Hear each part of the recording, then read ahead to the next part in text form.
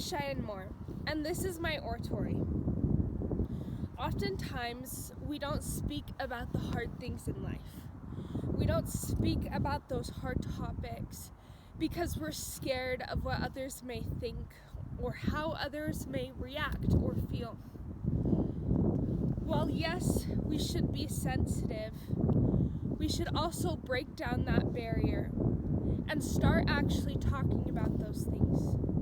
If we worried about what every single person was scared to talk about, we would never talk about anything and we would never get anything done. We still need to be sensitive when talking about these hard topics, but we need to talk about them. And that's what I'm here to do today. I'm here to talk about those hard topics. First, mental illness and suicide. Mental illness is unfortunately very common, and it needs to be taken much more seriously than it is right now. It needs to be taken at least as seriously as physical illness.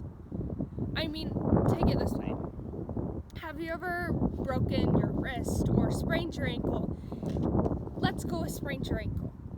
Have you ever sprained your ankle and you got a hall pass, an elevator pass, and then on top of that, you get to leave class early so that you can get to your next class? Well, what about if you're having an anxiety attack in class? What happens then? What if you're just trying to help yourself and you put your head down on your desk? Oh wait, never mind, the teacher wants your full attention, which respectfully, I understand, but also you should understand our circumstances before calling us out in front of the entire class, which makes our anxiety 100 times worse. Then, we just want to leave the class. Everybody's looking at us, and our anxiety is much worse. Anxiety, depression, and all these other mental illnesses are so serious, but they aren't being taken seriously enough, and they lead to suicide. 54% of Americans are affected by suicide. Now, suicide is such a real topic. It handles death and taking your own life. And that's the true definition of what suicide is. Last year at my high school, we lost 4 students to suicide. Now, what did the schools do? They sent out a presentation. Anything that went farther than that was all student handled, all club handled. Everything else other than the presentation and the announcement to the whole class, all the classes, well, that wasn't from the school. Those were from the clubs and organizations. Now, that leads me to my next topics, that schools need to change. Schools have so many problems with it, and I just don't even know where to start sometimes. But we're going to start where we left off, the mental illness side. Now, most schools are at a great start. Now, about higher 90% of schools have at least one mental illness staff member working. But are they actually doing anything to help us? Now, at my school, the counselors are believed to be mental illness staff, but they actually aren't trained in that. They're trained in the computer programming, the schooling. They're not trained in how to help us emotionally. Now, our school was actually a very lucky school, and I think part of this was because of all the tragedies that happened last year. We were lucky to be part of a trial to gain a wellness center in our school. This is in a classroom in one of our hallways, and it basically allows you to come down whenever you want. You get basically a kind of like a hall pass, but it's called a wellness pass. And you go down and there's couches. There's actually a massage chair that we just got donated to us, and music. And that's a great addition to our school, but we're one very lucky school to have that compared to the other many schools. Now there's many other things wrong with the school system. Another thing is GPA.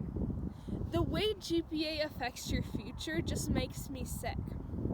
As a high school student, this actually affects me very directly, and it's a lot of pain. GPA is based off of your tests, your assignments, and what if you're not a good tester? Your teachers put tests at about a 40% of your grade. You're now at a D. If you've had an A on every single assignment. But what if you haven't? Now you have an F, and you're not going to pass high school. This also affects your college career, which leads to affect your career. And that is why it's so messed up. Next up is gender equality. Now, I know this is something that everybody talks about, but it's something that everybody talks about in passing, and they never really get too much in detail. Well, today I'm going to. Women do not get paid as much as men. And part of that is the history. Part of that is the fact that we were not equal to begin with. We were not viewed equally as men. We were born in a time that we are viewed equally. We just have to gain those rights, and we have to keep fighting so that it's full equality. Now, it also goes to the other side, though. Many times when someone speaks of gender equality, women will speak up and say, yes, we need to do this. But most times people don't think of the other side. The males. Now, this will lead me into my next point, so they may conjoin, but this next point will be a little bit sensitive. Sexual assault. Unfortunately, when men come forward about their stories, they're not always believed because they're a man. And not everybody believes that a man can be assaulted, which is so wrong. Everybody thinks that equality should be women gaining their rights, but men need to gain respect as well. We need to fight for this equality together. Going back to my beginning point, mental illness. So many things happening in our society today are affecting mental illness and making more and more people so stressed and anxious that they want to get it over with. Now, trust me, I've been on all the sides. I have a best friend. She's attempted over 6 times, maybe. And it's really hard knowing that your best friend, the one that you would do anything for, doesn't see anything worth living for. What we have to do as a society, as individuals, we need to speak up. We need to let our voices be heard so that we can fight for this. We need to fight for these hard things that are to talk about.